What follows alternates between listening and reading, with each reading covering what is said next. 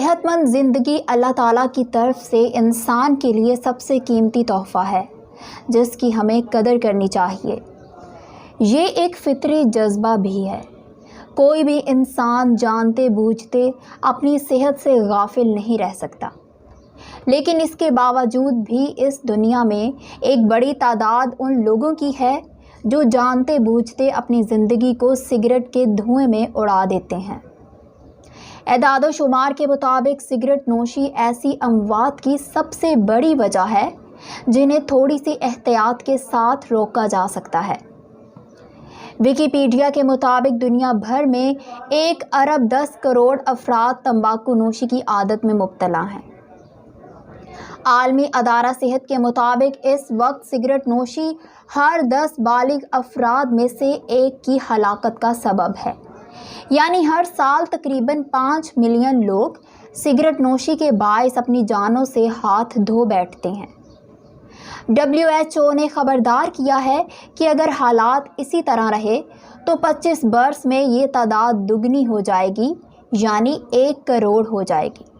پاکستان میں ایک اندازے کے مطابق 36% مرد اور 9% خواتین تمباکو نوشی کی عادت میں مبتلا ہیں، اور اس تعداد میں ہر گزرتے دن کے ساتھ مزید اضافہ ہو رہا ہے۔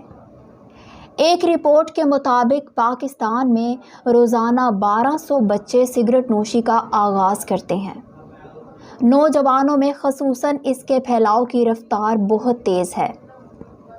اس منظر نامے میں اس بات کی بڑی اہمیت ہے کہ پوری دنیا مل کر عوام الناس میں تمباکو نوشی کے حوالے سے آگاہی کے لیے اپنا کردار ادا کرے۔ تمام لوگوں کی توجہ کسی خاص جانب مرکوز کرنے کے لیے عالمی ایام نہایت اہم ہوتے ہیں۔ اسی کے پیش نظر گزشتہ کئی سال سے اقوام متحدہ کے مختلف ادارے، جن میں عالمی ادارہ صحت کی جانب سے 31 مئی کو دنیا بھر میں تمباکو نوشی سے انکار کا دن منایا جاتا ہے، ابلاغ کے تمام ذرائع کو استعمال میں لاتے ہوئے بڑے پیمانے پر عوام الناس میں تمباکو نوشی سے انسانی صحت کو لاحق خطرات سے آگاہی کے پروگرام پیش کیے جاتے ہیں۔ تمباکو نوشی سے ہونے والے نقصانات۔ جب کوئی انسان تمباکو نوشی کرتا ہے تو 7000 سے زائد کیمیائی مادے اس کے جسم میں داخل ہو جاتے ہیں۔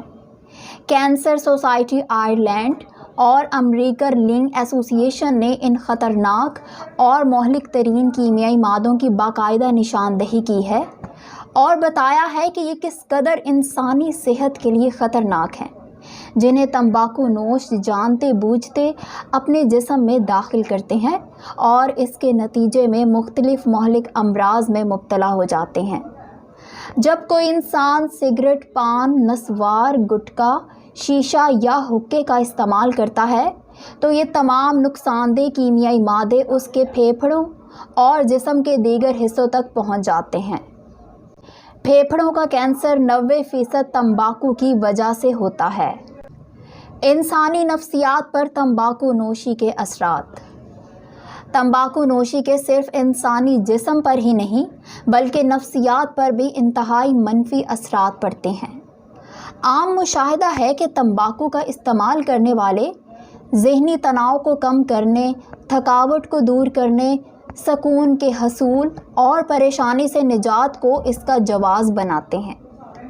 اکثر لوگ بے بنیاد طور پر یہ سمجھتے ہیں کہ تمباکو نوشی ان کے لیے آسودگی و سکون کا باعث ہے اور اس کے ساتھ ساتھ ان کی بوریت کو دور کرنے میں بھی اہم کردار ادا کرتی ہے۔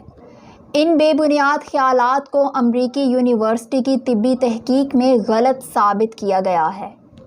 اس تحقیق کے مطابق تمباکو نوشی نفسیاتی دباؤ کم کرنے کی بجائے ذہنی دباؤ اور ڈپریشن میں اضافے کا باعث بنتی ہے۔